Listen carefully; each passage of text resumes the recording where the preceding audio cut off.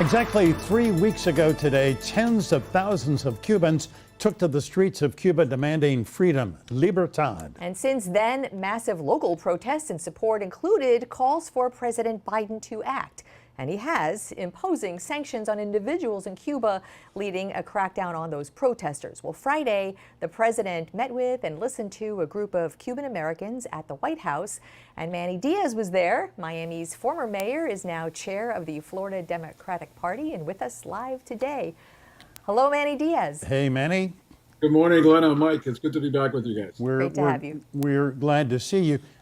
Manny, and we're going to use first names since I've only known you for about 35 years. There has been, as you know, a lot of criticism.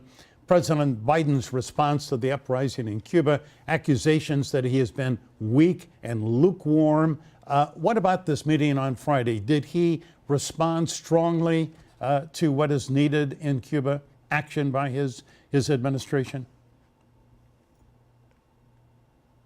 Back. For the past 20 or so days, we have been in regular contact with the administration via telephone calls, via Zoom calls, via exchanges of documentation back and forth. They have engaged us since day one. His messaging, I don't know what else people want him to say.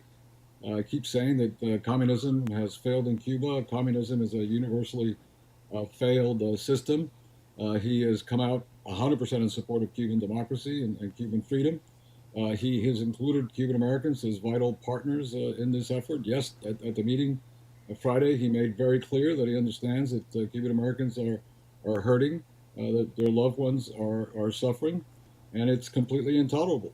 And he made it clear also. He said, look, I want Cuban Americans to know that all of us that are sitting at this table, including me, feel the pain, hear the voices, and hear the cries for freedom in Cuba. And he fully recognized that the demonstrations that we saw on the 11th are very different from anything that we've seen before.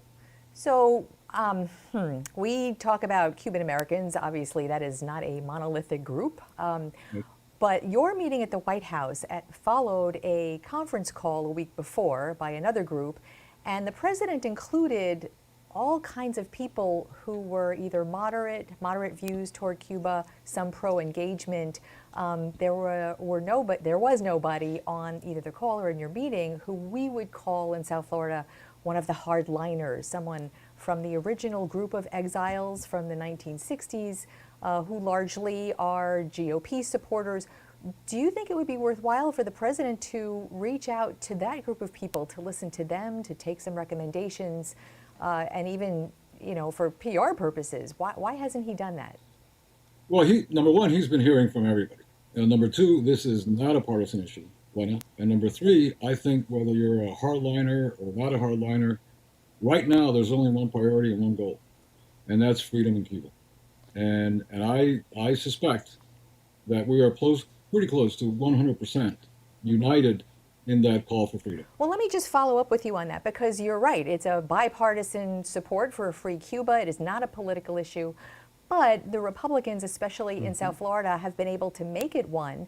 And really, since 2018, have been calling socialism equals Democrats. And while that blatantly is not true, that's been very resonant in a large portion of South Florida. And do you feel like the Democrats now need to overcome that? President Biden has not changed a thing about Cuba policy that President Trump put into place. So the facts are there. So how do you get by that politicization of this? We just keep fighting for the freedom of Cuba. I mean, it's unfortunate that people want to make this a partisan issue. As I've said before, it is not. By the way, I have personally met with a lot of the people that you described down here in Miami, met personally, had phone calls with them. They have been quite supportive, actually, of some of the inaction on the part of the president and some of the action on the part of the president. So, I think, and look, I'll tell you something. Last Friday was a very, very unique experience for me, as you both know. I've been doing this for some 40 years. I've been invited to lots of meetings with presidents and governors and members of Congress, and And more often than not, I walked out of those meetings, Michael, feeling like I was a prop. It was a check the box. It was a photo op. Right. I will tell you that we didn't even take a photo during the meeting on Friday. We were with the President of the United States for an hour and a half.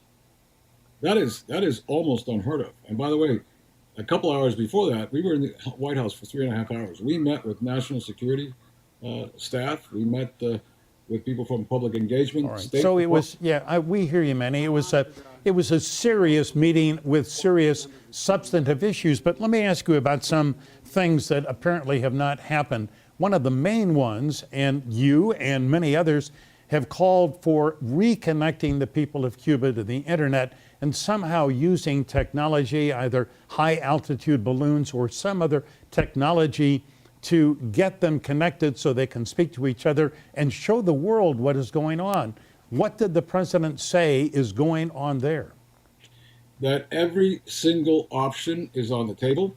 They have looked at, they have and continue to look at balloons, at satellites, at the Cuban embassy, at Guantanamo, at Cuban ships going by. I mean, they are digging under every rock to make sure what is the best way to do that. Part of the problem with balloons and satellites is that they can be blocked by the Cuban government.